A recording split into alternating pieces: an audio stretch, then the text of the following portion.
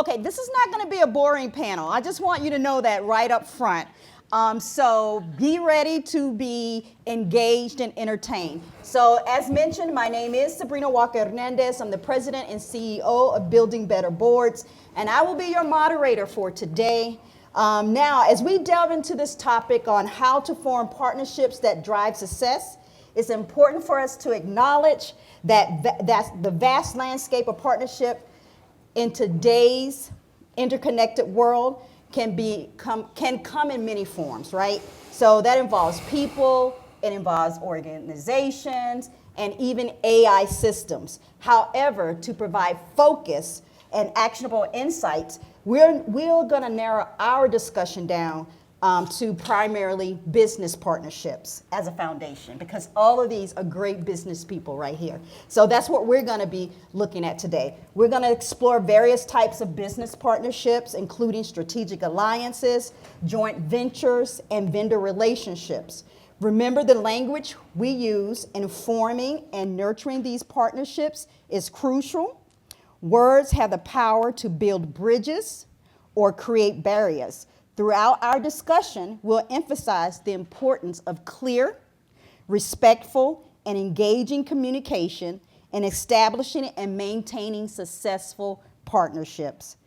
By connecting through language, we can foster understanding, align goals, and create synergies that drive mutual success. Whether you're partnering with a vendor or a complementary business or even a competitor, the principles we'll discuss today will help you lay the groundwork for partnerships that not only succeed, but thrive in our dynamic business environment. With that in mind, I would like to ask each panelist to take 2 minutes, and I have a stopwatch, y'all, 2 minutes, to introduce themselves, their companies, position, and share Bob, look at me, brief overview of their experience with successful partnerships, providing context for their perspective and expertise in the field. And we will start with you, Brana. Well, I think you should just do a mic drop and leave. That was awesome. My name is Bronner Davis. I am an American mystic, and I'm also a serial entrepreneur. What does that mean to be a mystic? It means that I understand this piece of life from its origin to its ultimate. That's simply what it means. I understand how this operates. I understand what this needs, what it does, what it doesn't do. I understand how to get it to work better. I also understand that that's what you are as well. In doing my business is Bronner Enterprises Limited, and it is an entertainment media company. What I've found in the workforce is that people are a little bit too uptight. They tend to get caught in the rat race, the matrix, whatever you want to call it, but it's a repetitive cycle. When I'm working with a company, I use friends and family that have talents. We use comedy, we use music, we use all kinds of things to simply break people out of their repetitive shell, get them at ease. When people are being entertained, they are now able to get and receive drops of information that they can take with them and change their lives. So that's what I do. My work is to empower you, the human being, the life that you are. Next, Bob. My name is Bob Nienaber. I'm the co-founder of a company called Benefit RFP. We specialize in executive benefits. I'm also a serial entrepreneur. I'm an author. I've written 6 books, co-authored 9 other books. I sit on several boards, and I'm also an owner in a company called Lion Street and a company called Simplicity.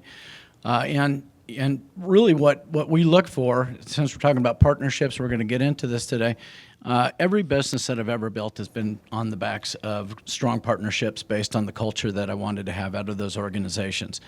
And we'll talk more about that, but did I get it in under a minute? You did. All right. Thank you. Awesome. On to me? Yes, on Perfect. to you. Thank you. Okay, hi everybody, this is Raghav. I am from India. Oh, you got a Louder, fan guys, club. louder. Look at you. Okay, so I run a company called Crescent Business Solutions. We build digital and AI products, and we co-build businesses across the states, the Middle East and India. And the reason I use the word co-build is, again, very, very relevant to the panel that we're having right now. It's about building partnerships internally and externally. And Just to cut it short, I think I would call partnerships, to be built on 4 basic pillars, starting from clarity, the clarity about what exactly is the expectation, what needs to be done.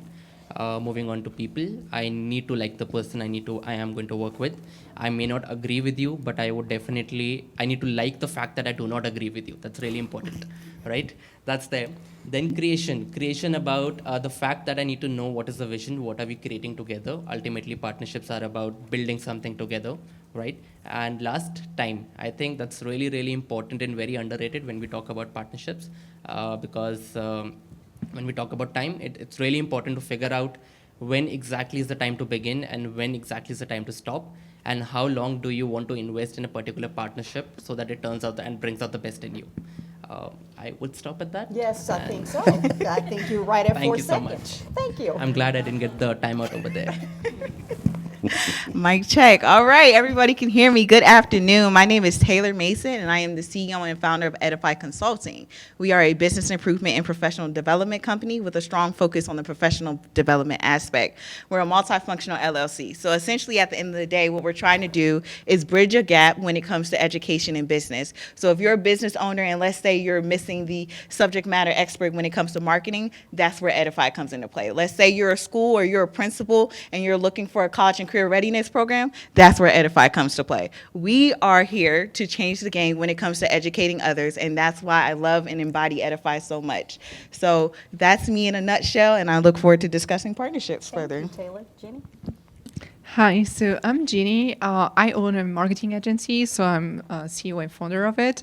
My marketing agency is called VDS Digital Agency, and what we do basically is helping people building a way of marketing that is a little different than the usual marketing. I see marketing in a way that is linked to user experience, and I'm going to call it a lot UX marketing. That's I'm trying to develop. It's the idea that marketing is all about UX and it's about the users, and that's how businesses should be built. And the way that is related to partnership is because when you do marketing, you cannot just do one time and then forget about it. You have to do marketing in the long term. And so that's why partnering with a marketing agency and partnering with people on the long term is very important. And you need to build durable partnership to really succeed. I think it's in entrepreneurship and business. That's going to be it for that. Good job. Thanks. Well, I could listen to your accent all day long, Ginny. So you want to keep going, it's fine with me. I can talk all day. No, my name is Patrick Lang. I'm the founder and CEO of a consulting firm. We're an efficiency firm. In other words, a profitability firm named Certainty Management. I also own a tech firm called Certainty Global and a third company named Certainty Holdings. We have associates across the country. We have clients in all 50 states. We are seeing some exciting things happen. And I'm also an author. Our last 2 books that I co-authored are international bestsellers. I have a weekly talk show on Voice America Business called Finding Certainty. This topic, you hear it a lot coming up, this topic of certainty. How do you create certainty in your partnerships, in your business, in your relationships? The list goes on. It's a big focus for us, and you're going to hear, I think, during this panel today, several ideas for how to do exactly that. So we're glad to be here. Perfect. And so Patrick just had a birthday a couple of days ago, right? So let's all say happy birthday to Patrick. Happy birthday, Patrick. All right. We won't ask you how old you are, okay? 21. 20 again. Okay, so there are many in our audience who have considered partnerships or been in them, both good and bad, right? With that in mind, we recognize that there are pros and cons to partnerships. A pro can be increased innovation and access to new markets, while a con can be potential conflicts over goals or management styles. Each of you come from a different business background. So these questions will help level set our conversation, allowing you to provide our audience with rich, diverse sets of insights. So we decided they're each going to answer the same questions because they have that diverse background. And so with that in mind, you get 2.5 minutes. No more, no less? No, I'm joking. First question. What expectations, look at that. What You cut me off already? I did. What expectations should you have when going into a partnership? Expectations to serve. I come from the service side, service-based leadership. That's how it's what I teach. How I do things. That's what I do. There's not enough of that. So if you're going to get into a partnership, the first thing you need to understand, as far as I'm concerned, is that you're going to serve your partner. You're going to serve your company. You are going to live a life of service, and that goes for any business that you start. You are in service. Make no doubt about it. When you focus on that, first and foremost, you set the stage for no expectations from the other than you are here to serve. If they're having a bad day, you're here to serve. If they're having a great day, you're here to serve. If things are going well, you're here to serve. If things are not going well, you're here to serve. And you will figure out where you serve best in all of those situations and all of those circumstances, because let's make no mistake about it. We talk about leadership, and we talk about business, and we talk about all these things as though we are robots, and we are not. We are human beings. We are earthlings. We have live emotions. We have feelings. We have all kinds of things going on in our own boundary. And we need to calm those things first. And the only way that I've found to calm those things is that I need to make sure that I'm serving you. If I'm serving you, then I'm not thinking about this one, and everything seems to go much smoother.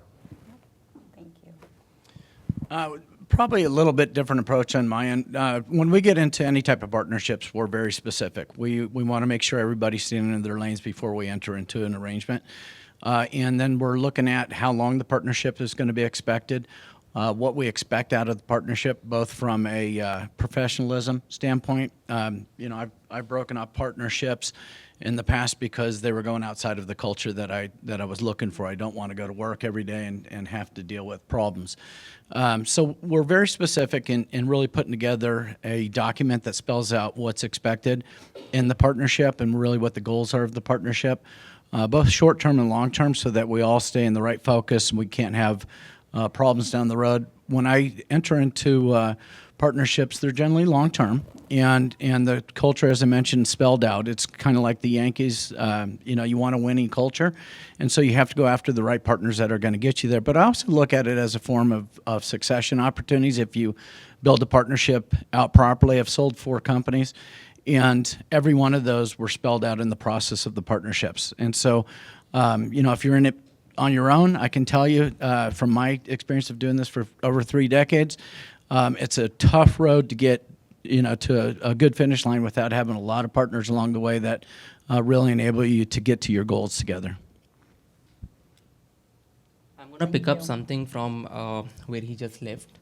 I think at Crescent, we definitely do build partnerships for long term. We have a very specific, and I would actually call us very choosy in selecting people who we want to partner with, because we want to build legacies. We just don't want to partner up and build companies. So minimum partnership tenure we do is 5 years. So we look at a long-term legacy to create out there. And it's also about getting on the same page to build something, to create something. What are we actually doing? If I'm partnering up with somebody, if my team is partnering up with somebody, we are not just doing what we're supposed to do. Likewise, we're not just expecting the other person to do what they're supposed to do. It's more about creating and going a little above that, a little beyond that. We're going to kind of have multiple debates on what else can we do, what more can we do, how can we make it bigger, right? That's something which is really important for us to kind of partner up with people who we believe are on the same lines, who we can interact with, and who we can really build things beyond what we're actually started out to build out there. Perfect. Yeah. Thank you. So partnerships is definitely something that I think about on a consistent basis. And when I think about it, I make sure that we have a mutually beneficial relationship. And what I mean by that is that our strategic goals, they align with each other. And so a lot of times people do jump into partnerships because they feel like, hey, this person can help me do this. What I initially learned was that you need to choose somebody that can, be something that you have a weakness in, they can be your strength for that weakness. They can be there to support you and guide you and help you. And so that's one thing I learned. Year 1, I had over 30 partnerships, but what I learned is that I didn't have a return on investment. I was talking to these individuals. I was giving away free products. I was doing free workshops. I ended up spending more money trying to build partnerships than I did actually making partnerships and bringing in income. And so what I learned from that is that, hey, I need to build a relationship that's mutually beneficial, and I need to come to the table with, hey, these are my expectations. What are your expectations? Do they align? If they don't align, then, hey, maybe we aren't the right partnership at this time. I'm not going to say ever, but right now we may not be the right partners to build together. And so over time, what I continue to do was also reevaluate the partnerships that I have to understand, are they continuously beneficial for both of us? If it's not, then maybe right now, we step away, we rebuild, and then we come back together and continue to build our partnership. But over these last few years, that's what I've learned through my partnership journey. Yeah, I think we heard a lot of good stuff, and I will just maybe follow up on what was talking about. So first, I'm going to follow up about the long term. I think most people, like a lot of people, say about that, and I think it's right. It's like when you think about partnership, you think about long term, but what is important too is to have a sort of trial periods. That's what I do with my clients, because doing long term is great. We want partners for like 6 months, a year, 5 years, but we also want to make sure it's going to work. So having a trial period, because writing a contract is good, but you can write a contract for hours. You can sign a contract. You can both agree on the contract, and then you start working together, and you're just like, it just don't work. We cannot just communicate properly. So then you rewrite the contract and you try again and again and again, and just at the end it doesn't work. So I think when you work, especially with a marketing agency, because a marketing agency is here to represent you, so you need to make sure that the representation you get, it's what you were expecting at first. So doing all this is really nice, but thinking about also having a trial and error and not being ashamed to break a partnership if it doesn't work. And I think I heard it too. It's like, if it doesn't work, it doesn't work. We just both move on, because people are trying too hard sometimes to keep partnership alive because it is a friend, it is someone you like, but sometimes it just doesn't work in business. So I think I'm just going to finish with that. It's like, it's important to try and to make sure the partnerships you build are really good for both parties. I agree with everything that's been said. I'd like to follow up on the very first comment about servant leadership. It's interesting because principles are consistent. I call them eternal principles. Whether you're in business, whether you're in a marriage, a parenting relationship, these principles they apply in so many different areas. One of my favorite books, it's actually a relationship book called Real Love by Greg Bear. I highly recommend it. He talks about the difference between expectations and promises. And I think as you're entering a partnership, you have to have that servant mindset. You have to be much more willing to give, much more concerned about what you can give than what you're receiving, and you have to have clearly defined expectations and objectives and so forth. But there's a very clear difference between expectations and promises. Expectations are oftentimes unspoken. They're unclear. They're self-centered. And they cause more problems, more frustration, resentment even, than just about anything else in my experience. Where a promise is clearly defined. It's conscious. It's spoken. It's committed. It's centered in that desire to give and to make a difference rather than what's in it for me, right? WFIM it damages more partnerships, I think, than anything else. And so that would be my advice when we talk about expectations, is remove the expectations. One of my favorite quotes is, the level of our frustrations is the distance between our expectations and reality. It's not to say we lower our standards, but make clearly defined promises, and then do what you say you will, and do it out of love. Perfect. Thank you. You And guys are awesome. we get along very well. The second question is, you want to start over here this time? Let's start over here. Let's do that. Okay, Good so plan. how do you build and maintain cross-functional teams across countries, cultures, languages, and time zones? It's a great question. I think it applies both cross-culturally, that can be cultural boundaries or barriers, different countries, languages, can even be different personalities, right? I think the first thing is to become more than just culturally aware, but be culturally intelligent. Understand the culture. Take the time to learn it. Understand it. See what makes them tick, what's important to them. and then again, put them first, right? Seek to assimilate, to respect and honor those cultures.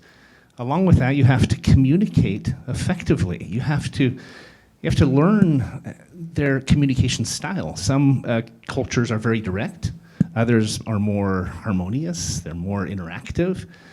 You need to learn those cultures and apply yourself to them. Don't expect them to change. If anyone should change, you should change, and it will earn you enormous kudos, enormous appreciation. And lastly, look for common ground, right? I don't care if you're from India, Russia, Singapore, or Las Vegas. We all have things in common, whether that's family, children, business, objectives, goals, dreams. Find that common ground. I love Jenny. We've gotten to be friends. I was just in Paris literally a week ago, and I was able to establish instant rapport just by speaking a little bit of French with the people I met, right?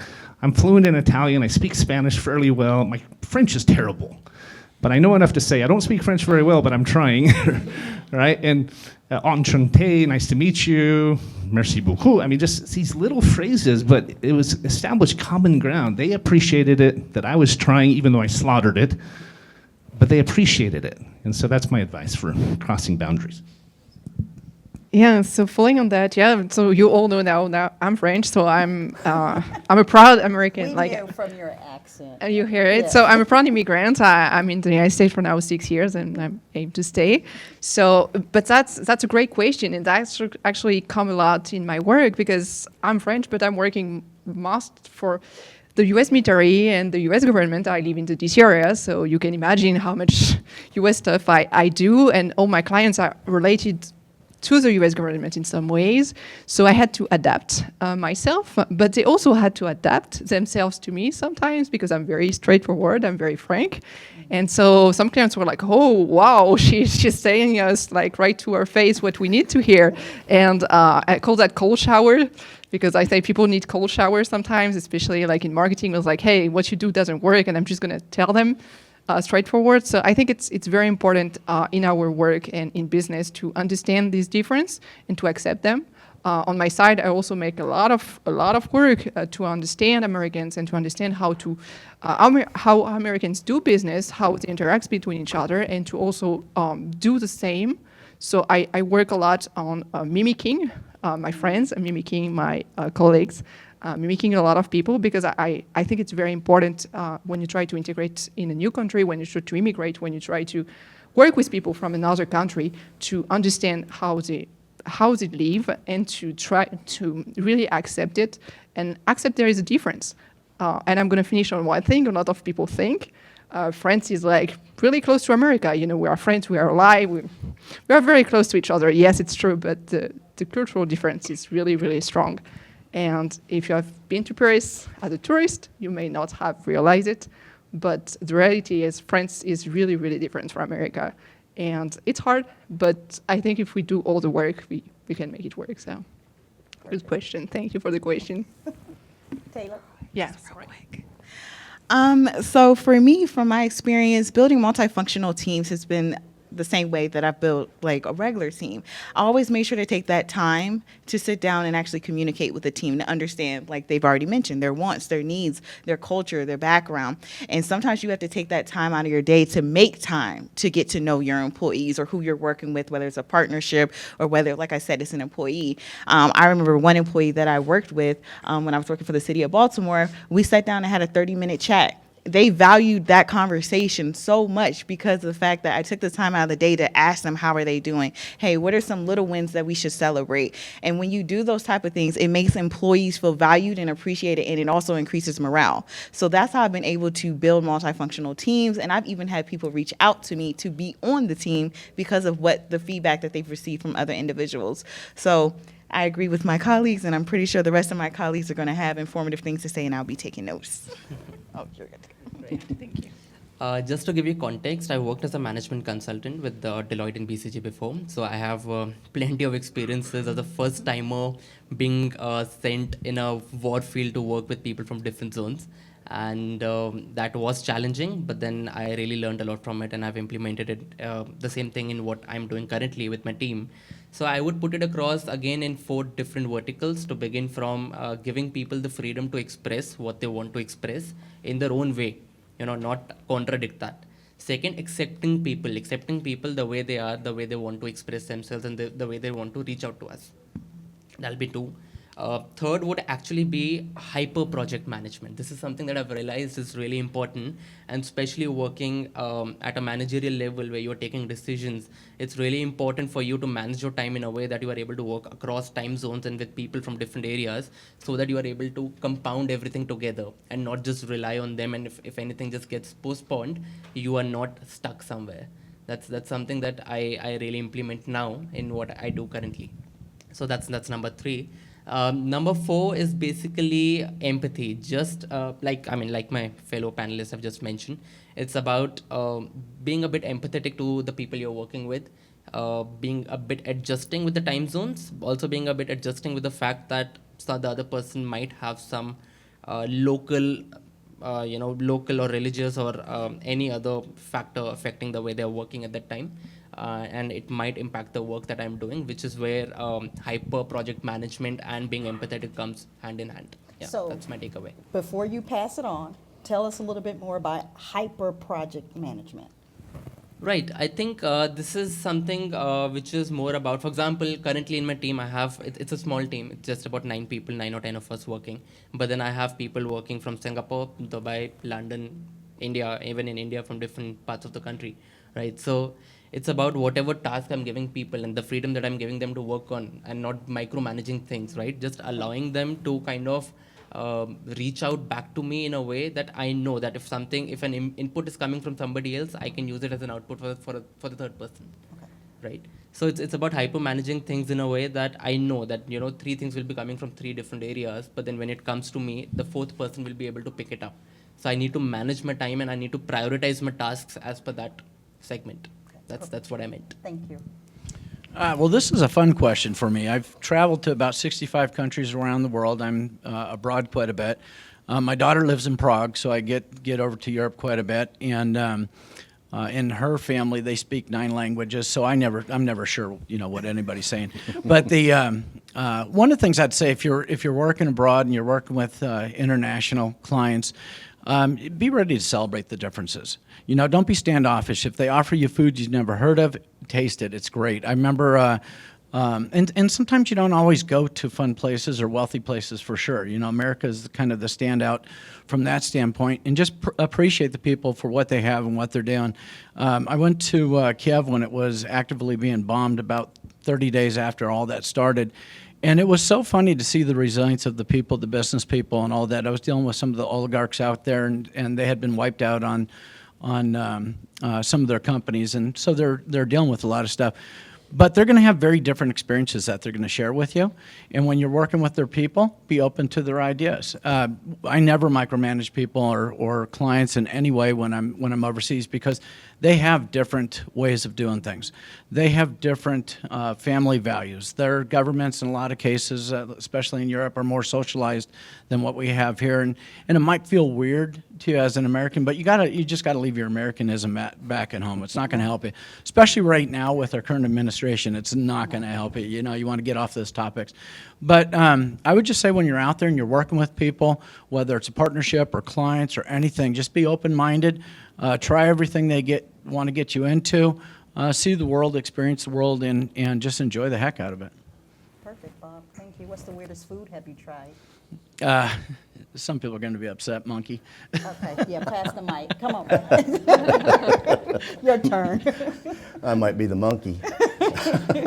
So I'm going to ask you guys on this question. What do you think? Is our panel doing a good job? Do you think that we're doing a good job? Yeah, give it up. Yes.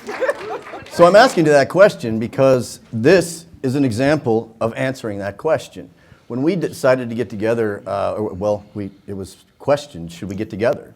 And some people could make it, some people couldn't. We tried really hard to get a schedule together, and we finally got that schedule together. There was some of us that made it and some of us that didn't.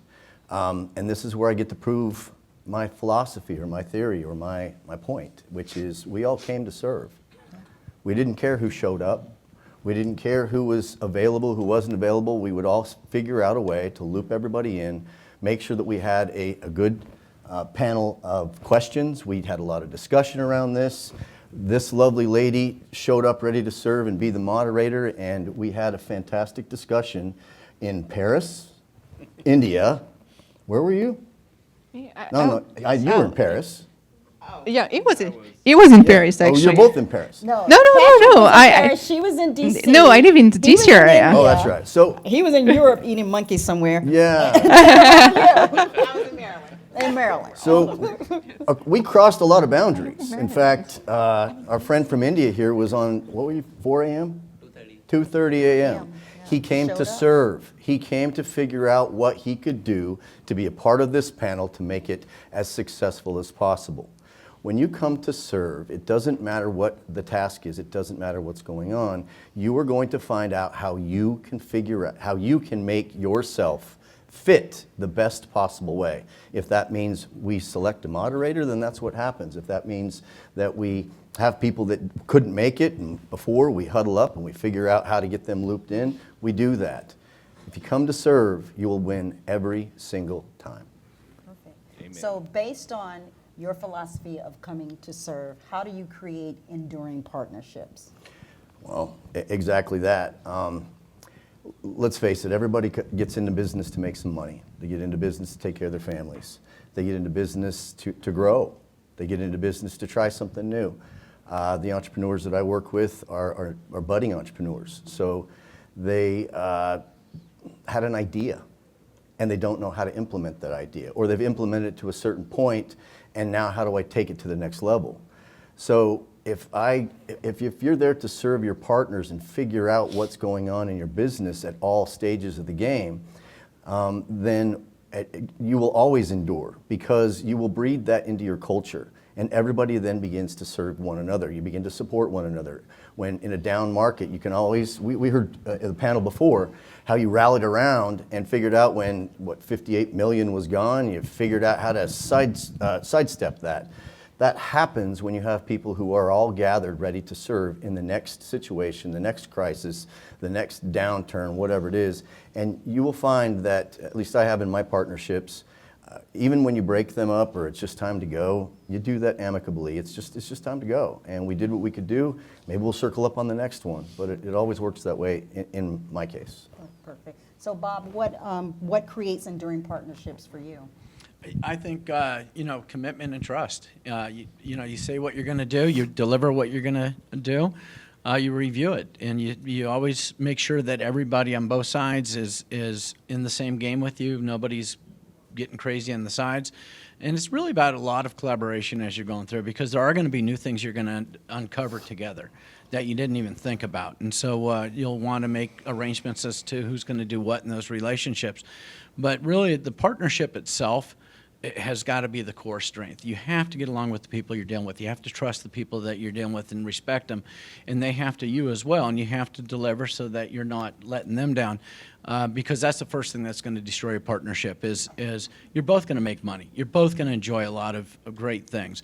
You're going to sell businesses. You're going to make hundreds of $millions. All this kind of stuff is going to come.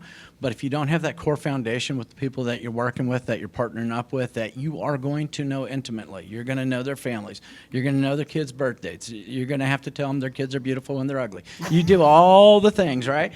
I'm teasing on that. Nobody has ugly kids. You enjoy it and you deliver and have fun with it and have fun with the people, go to ball games with them, go to dinner. Business is secondary. The business will catch up because you've already put down what you want to achieve together.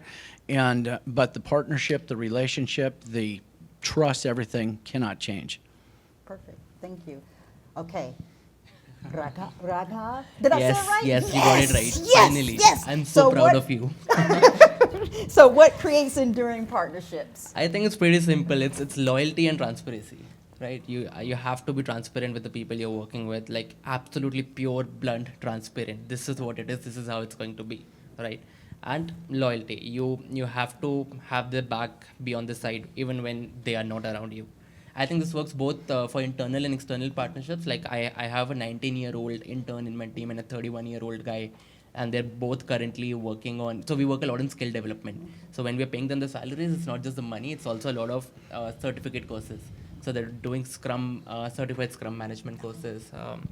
They're doing SQL courses. So it's all about investing in people. It's all about giving them. It's about building loyalty, making them a part of our team, and like they grow, we grow, and it works both ways. It works with the people we're working within our team. It works with these beautiful people sitting out there, the APDP team that we're gonna work with, we're partnering up with, and we do intend to create strong, loyal partnerships. 5 years, 50 years, who knows, 150 years, right? So that's what it is. Perfect. Thank you. Taylor, for you? Let me say something different. So I was going to go with alignment. Earlier, you heard me mention about just making sure you guys are strategically aligned. And I mentioned that because your mission and your vision. Because if you have an idea where, hey, I want to take my business and go this way. I want to help people grow financial literacy. I want to do this. But then you meet this partner and they're like, no, I want to go this way. So then you guys are trying to figure out, how do I gel this together so that we can build a partnership together?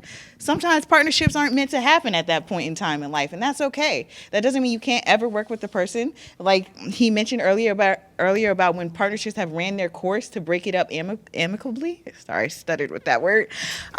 You always want to make sure that you still maintain those relationships. So even though you may not be partnering with them and working with them, still reaching out to them saying, hey, happy birthday, or your child looks beautiful in their graduation photos.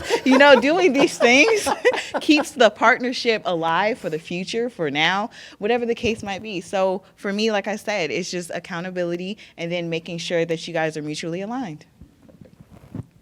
Yeah, I agree with all that. I'm going to add something else. I think I'm going to add reliability. I think being reliable is really important in business because you can make promises all the way, but if you're not reliable in actually giving these promises and giving results, you will break the partnership, because at some point people will come to you and say, okay, you say you were going to do all that, and at the end of the day, what did you do? So I think being reliable in time and always provide what you promise. And so that also means that you shouldn't make big promises, especially in marketing. I always see online things, oh, you're going to get so much leads, you're going to get this number of leads. And I'm just like, when I start working with a partner, I was like, I cannot promise you a number of people who's going to call you. I can promise you I'm going to do everything in my capacity for you to get calls, but I cannot promise you a number of calls. That's what Google Ads do. That's not what partnerships do.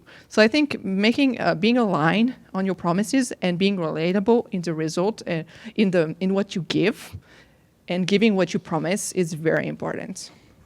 Thank you, Jenny. I appreciate all the comments. I feel like I'm the weak link in this panel. You guys are amazing. I think of three things when I think about enduring partnerships. The first is filling the gaps, surrounding yourself by people who are better than you, right? I heard a quote one of the earlier panels that said, if I'm the smartest man in the room, smartest person in the room, everyone should be fired. And I agree. We've built a really extraordinary team, and I've had to learn to trust them and learn to delegate. And when you do that, you build trust. You show them that you believe in them. You get workload off your plate, but you also build those enduring relationships, even when they make mistakes, even when you could have done it better. It's so important to fill those gaps and then trust them enough to utilize them and build a team, right? Secondly, remove your ego. Right? Part of delegating and part of being a leader and building these enduring relationships is to remember you have 2 ears and 1 mouth, and learn to listen, but remove your ego. You will earn more credibility by admitting when you were wrong, or when you made a mistake, or you should have done it better, or you will earn more loyalty to that. To Raghav's point, by doing that than you ever will by trying to cover your tail and never be wrong. And third, along that line, we've talked about servant leadership. Love him or hate him, I love the fact I keep seeing Elon Musk on interviews where he's wearing a tech support shirt, right? He is in the process, I think, trying to send a message that to be a servant, right? To serve your people. Love him or hate him, I love that message.